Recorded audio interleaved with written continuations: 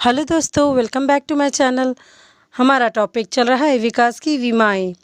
आज इसके अंतर्गत हम भारत में पंचवर्षीय योजनाएं जो चलाई गई उनके बारे में जानेंगे, क्योंकि पंचवर्षीय योजनाओं के द्वारा ही भारत सरकार ने देश के आर्थिक और सामाजिक विकास को गति प्रदान की और सामाजिक कल्याण के लिए योजनाबद्ध प्रयत्न किए। प्रथम पंचवर्षीय योजना 1951 से 56 के बीच चला।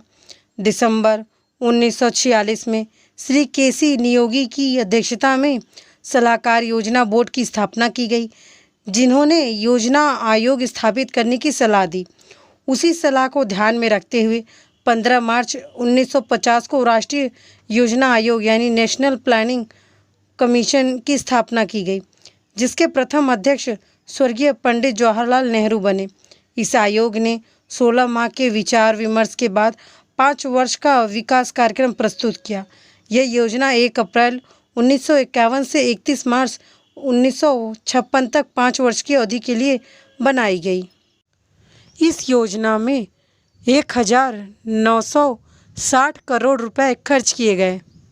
इस योजना का प्रमुख लक्ष्य ये था कि विभाजन के कारण आए शरणार्थियों को बसाना था, द्वितीय विश्व युद्ध और विभाजन के कारण उत्पन्न समस्याओं को हल करना था, खाद्यान्न और कच्चे माल का उत्पादन बढ़ाना था, देश की अर्थव्यवस्था में सुधार लाना और आर्थिक स्थिरता प्रदान करना था, देश का औद्योगिक विकास करना ताकि रोजगार के अवसर बढ़े, देश में समाजवादी व्यवस्था की स्थापना करना था, ग्रामों का पुनर्निर्माण कर उन्हें स्वस्थ शिक्षा, चिकित्सा, यातायात, कृषि उद्योग आदि की सुविधा प्रदान करना था, समाज कल्याण के कार्यक्रमों को बढ़ावा देना था।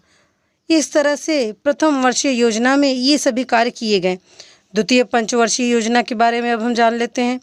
देखिए, ये क्या था कि 1956 से 61 के बीच में चला। देश में अप्रैल 1956 से मार्च 1961 तक 5 वर्ष के लिए दूसरी पंचवर्षीय योजना लागू की गई। इस योजना के प्रमुख लक्ष्य इस प्रकार थे, जैसे कि पहला था सामान्य लोगों के रहन सहन और जीवन स्तर को ऊंचा उठाने के लिए राष्ट्रीय आय में 25% की वृद्धि की जाए।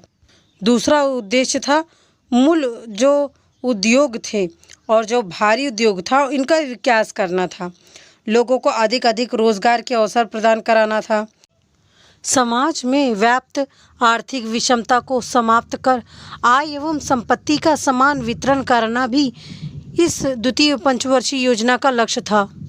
इस योजना का प्रमुख लक्ष्य समाजवादी समाज की स्थापना करना था, जिससे कि समाज के विभिन्न वर्गों में सहयोग और भाईचारे की जो भावना है ये विकसित हो सके, आर्थिक विषमता कम की जा सके। इस योजना में कुल 4,672 करोड़ रुपए लगाए गए थे। इस प्रकार हम कह सकते हैं कि द्वितीय योजना में प्रथम योजना की तुलना में समाज कल्याण पर अधिक खर्च किया गया था। तृतीय पंचवर्षीय योजना 1961 से 66 में ये योजना चलाई गई। 1 अप्रैल 1961 से तृतीय पंचवर्षीय योजना लागू की गई। इस योजना का प्रमुख उद्देश्य कुछ इस प्रकार था, जैसे राष्ट्रीय आय में 5% तक की दर से योजना के अंतर्गत 25% की वृद्धि करना था, देश को खाद्यान्न में आत्मनिर्भर बनाना था, उद्योग की आवश्यकता पूर्ति और निर्यात के लिए कच्चे माल में वृद्धि करना था, इस्पात, रसायन और जो ईंधन, बिजली आदि की आधारभूत उद्योगों का विस्तार करना था, ताकि देश की आवश्यकताएं देश के साधनों से ही पूरी हो सके, देश में उपलब्ध जनशक्ति का अधिक उपयोग करना और रोजगार के साधनों में वृद्धि करना था, आय व संपत्ति के अंतर को कम करना था और आर्थिक शक्ति का समान वितरण करना था। इस तरह से इस योजना में 8,577 करोड़ रुपए खर्च किए गए थे। और वहीं जो चौथी पंचवर्षीय योजना चलाई गई थी ये थी 1969 से 74 के बीच चली। 1 अप्रैल 1969 से 31 मार्च और 1974 तक चौथी वर्षीय योजना लागू की गई। इस योजना का मुख्य उद्देश्य ये था कि पहले उद्देश्य में लिखा गया है कि 5.5% वार्षिक चक्रवृद्धि दर से देश का आर्थिक विकास करना था, कृषि उत्पादन में 5% वार्षिक दर से और औद्योगिक उत्पादन में 8 से 9% तक वार्षिक वृद्धि करना था। विदेशी सहायता को कम करके आत्मनिर्भरता को बढ़ाना था। देश का तीव्र गति से विकास करना, समानता व सामाजिक न्याय में वृद्धि करना था। बेरोजगारी को रोकना, आय की असमानता को दूर करना, निर्यात में प्रतिवर्ष 7% की वृद्धि करना था। सामाजिक सेवाओं के विस्तार को प्रोत्साहन देना था। जनसंख्या की वृद्धि को रोकना व परिवार नियोजन को बड़े पैमाने पर लागू करना था। इस योजना में लगभग 15,779 करोड़ रुपए खर्च किए गए थे और सबसे ज़्यादा खर्च कृषि से संबंधित क्षेत्रों में हुआ था। अब चौथी पंचवर्षीय योजना के बाद पांचवी पंचवर्षीय योजना आई। 1 अप्रैल 1974 से पंचवर्षीय योजनाएं प्रारंभ की गई, जो कि मार्च 1979 तक चली, किंतु 1977 में कांग्रेस पार्टी की पराजय और जनता पार्टी की विजय के कारण नई सरकार ने इस योजना को 31 मार्च 1978 में 1 वर्ष पूर्व ही समाप्त कर दिया। इस प्रकार से ये योजना 4 वर्षों के लिए ही थी। इस योजना के मुख्य लक्ष्य इस प्रकार थे, जैसे गरीब को जो गरीबी है इसे खत्म करना है, आत्मनिर्भरता को बढ़ाना था, असमानता को कम करना था, रोजगार अवसरों का विस्तार करना था, जनसंख्या वृद्धि पर नियंत्रण लगाना था, 15 वर्ष की आयु तक के सभी बच्चों को शिक्षा देना और कृषि उद्योग और परिवहन का विकास करना था। इस तरह से इस योजना में लगभग 39,426 करोड़ रुपए खर्च किए गए थे। छठी पंचवर्षीय योजना, जो कि 1980 से 85 के बीच में चली, 1 अप्रैल 1978 से जनता सरकार ने छठी पंचवर्षीय योजना थी इसको बनाई। इस योजना में लगभग 1,16,250 करोड़ रुपए खर्च करने के प्रावधान रखे गए थे, किंतु जनवरी 1980 में जनता सरकार की हार के बाद पुनः कांग्रेस सत्ता में आई और उन्होंने आते ही 1980 से 1985 तक की अवधि के लिए छठी पंचवर्षीय योजना रख दी।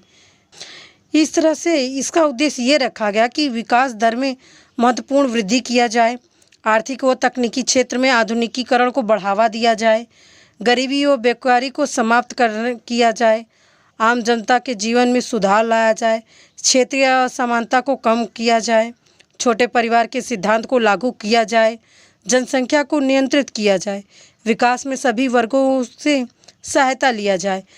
इस तरह से छठी पंचवर्षीय योजना में इन सभी कार्यों को शामिल किया गया। सातवीं पंचवर्षीय योजना, जो कि 1985 से 90 के बीच में चली, सातवीं पंचवर्षीय योजना में कुल 34 खरब 81 अरब 48 करोड़ रुपए के खर्च का प्रावधान था, जिसमें से 18 खरब रुपए सार्वजनिक क्षेत्र पर खर्च किए जाने थे और योजना में प्रति वर्ष 5% विकास दर का लक्ष्य रखा गया और गरीबी एवं बेकारी को दूर करने को सर्वोच्च प्राथमिकता दी गई। इसके अंतर्गत इस योजना में आम आदमी को रोटी, कपड़ा और मकान और स्वास्थ्य प्रदान करने के प्रयास से विकास की ओर काम किया गया। कृषि उपज में 4%, खाद्यान्न में 5% और उद्योग उत्पादन में 8% की वृद्धि का लक्ष्य रखा गया था। इसके अंतर्गत आठवीं पंचवर्षीय योजना, जो कि 1992 से 1997 तक चली, आठवीं योजना अप्रैल 1992 से प्रारंभ हुई। इसमें 7,98 करोड़ रुपए खर्च किए गए और साथ ही इसमें 4,34,100 करोड़ रुपए सार्वजनिक क्षेत्र में खर्च किए गए। इस योजना काल में 5.16% वृद्धि दर का लक्ष्य रखा गया। इस योजना में गरीबी उन्मूलन, ग्रामीण विकास, जनसंख्या को रोकने, सदी के अंत तक सभी को रोजगार देने और विकास प्रक्रिया को तेज करने का लक्ष्य रखा गया। देश के सभी भागों में पेयजल और प्राथमिक चिकित्सा सुविधाएं मुहैया कराए और सिर पर मैला ढोने की कुरीति को पूरी तरह से समाप्त कर दी। इन लक्ष्यों के अतिरिक्त इस योजना के दौरान अनाज में आत्मनिर्भरता बनाए रखने, वित्तीय निवेश के लिए घरेलू संसाधनों पर जोर देने और विज्ञान व तकनीकी विकास के लिए तकनीकी क्षमताओं को बढ़ाने पर विशेष ध्यान दिया गया। 9वीं पंचवर्षीय योजना जो कि 1997 से 2002 के बीच में चली। 1 अप्रैल 1997 से 9वीं पंचवर्षीय योजना प्रारंभ की गई। 1 जनवरी 1999 में वाजपेयी सरकार ने नवी योजना का प्रारूप तैयार किया। उनके अनुसार योजना का कुल व्यय 5,59,000 करोड़ रुपए है। योजना में 6.5% आर्थिक वृद्धि हुई। प्रधानमंत्री की विशेष कार्य योजना के लिए 22,300 करोड़ रुपए खर्च हुए। विशेष कार्य योजनाओं के अंतर्गत 5 क्षेत्रों खाद्यान्न व कृषि, ढांचागत विकास, सूचना प्रौद्योगिकी, जल संसाधन नीति और स्वास्थ्य, आवास और शिक्षा को नवी योजना के मसौदे पर समुचित स्थान दिया गया, यानी इस पर ज़्यादा बल दिया गया। इस योजना का प्रमुख उद्देश्य न्यायपूर्ण वितरण और समानता के साथ विकास करना था। 10वीं पंचवर्षीय योजना जो कि 2002 से 2007 के बीच चली। 10वीं पंचवर्षीय योजना ये सार्वजनिक क्षेत्र में जो खर्च राशि बताई गई थी वो था 15,92,300 करोड़ रुपए, लेकिन वास्तविक जो खर्च हुआ वो था 15,93,065 करोड़ रुपए। तो इस तरह से इस योजना में कुछ प्रमुख लक्ष्य रखे गए थे, जैसे कि पहला है योजना अवधि 2007 में सकल घरेलू उत्पादन यानी जीडीपी में 8% की वृद्धि की जाए और वहीं प्रति वर्ष करीबन 7.5 अरब डॉलर का प्रत्यक्ष विदेशी निवेश भी किया जाए।